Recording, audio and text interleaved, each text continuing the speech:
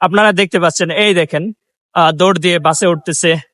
আহ এই দেখেন মানুষজন গাড়ির সামনে দিয়ে কিভাবে হাত ধরে ধরে, এই দেখেন ভাইটা কিভাবে হেঁটে যাচ্ছে। এই দেখেন, এই দেখেন এই নিয়মটা ততক্ষণ পর্যন্ত মানছে যতক্ষণ স্বেচ্ছাসেবকরা এখানে পরিশ্রম করে গিয়েছে। ঢাকার রাস্তায় শৃঙ্খলা ফেরাতে নতুন যে প্রযুক্তি নিয়ে এসেছে, সেই প্রযুক্তি ততক্ষণ পর্যন্ত কাজে লাগে যতক্ষণ স্বেচ্ছাসেবকরা পরিশ্রম করে। সামান্য এতটুকু জায়গায় আমরা জানতে পেরেছি 12 জন স্বেচ্ছাসেবক শৃঙ্খলা ফেরানোর জন্য কাজ করে যাচ্ছে, কিন্তু স্বেচ্ছাসেবকরা একটু সময়ের জন্য বিরতি দিয়েছে। দেখেন, একেই বলে বাঙালি, একেই বলে বাঙালি। যাদের শৃঙ্খলাও যাদের কাছে হার মানে, অনিয়মও যেখানে নিয়ম হয়ে দাঁড়ায়। আপনারা দেখতে পাচ্ছেন, এই দেখেন দৌড় দিয়ে বাসে উঠতেছে।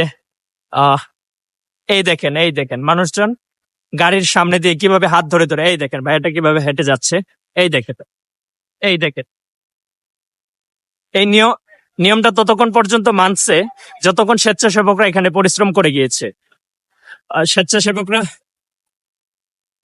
যতক্ষণ পরিশ্রম করে যায় ততক্ষণ মানে 12 জন স্বেচ্ছাসেবকও এমনও কিছু মানুষকে দেখেছি যাদেরকে ফেরাতে পারে না, যারা রাস্তার মাঝখান দিয়ে একটু ফাঁকা পেয়ে দৌড় মারে, গাড়ির সামনে দিয়ে একটু ফাঁকা পেয়ে দৌড় মারে। তো একেই বলে বাঙালি, যাদের কাছে শৃঙ্খলা বলতে কোনো শব্দ নাই। শৃঙ্খলাও হার মানে যাদের কাছে, অনিয়মও নিয়ম হয়ে দাঁড়ায়। তো আপনাদের জন্য এটাই বার্তা যে আমাদের জন্য যতই শৃঙ্খলা করা হোক, কিন্তু আমরা শৃঙ্খলাটাকে মানতে খুব একটা রাজি নয়। যতই নিয়ম করা হোক, আমাদের জন্য অনিয়মটাই ভালো, এই হিসেবে আমরা ধরে নেই। তো আপনাদের কাছে এটাই বার্তা যে প্রযুক্তির তুলনায় আমাদেরকে সবার আগে ফোকাস করতে হবে আমাদের মানসিকতায়। আমাদের মানসিকতা পরিবর্তন হলে 12 জন স্বেচ্ছাসেবক এখানে প্রয়োজন ছিল না। আমরা যেই দেশের প্রযুক্তি দেখে এটাকে বাংলাদেশে নিয়ে এসেছে, সেই দেশে একজন মানুষে পুরা রাস্তার শৃঙ্খলা ফেরাতে পারে। আমাদের এখানে 12 জন মিলেও আমরা দেখেছি সকাল থেকে বহু মানুষকে আটকে রাখতে পারে না, দৌড় দিয়ে চলে যায়, পাশ দিয়ে চলে যায়, গাড়ির সামনে দৌড় মারে। তো দিন শেষে এটাই বার্তা দেওয়ার উদ্দেশ্য যে আমাদের প্রযুক্তি অবশ্যই প্রয়োজন, তার থেকেও আগে প্রয়োজন আমাদের মানসিকতার পরিবর্তন। কারণ স্বেচ্ছাসেবকরা 12 জন স্বেচ্ছাসেবক এখানে কাজ করা প্রতিদিন সম্ভব নয়।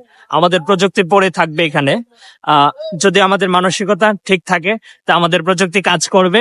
যদি মানসিকভাবে আমরা পরিবর্তন না হতে পারি, তাহলে এই প্রযুক্তির জায়গায় ধুলাবালি জমে পড়ে থাকবে। কিন্তু আমরা আমাদের সেই শৃঙ্খলা না মানার যে আইন, গাড়ির সামনে দিয়ে দৌড় মারা, গাড়িকে থামানো, গাড়ি মানুষ দেখে না দেখে দৌড় মারা, এটাই বারবার চলতে থাকবে।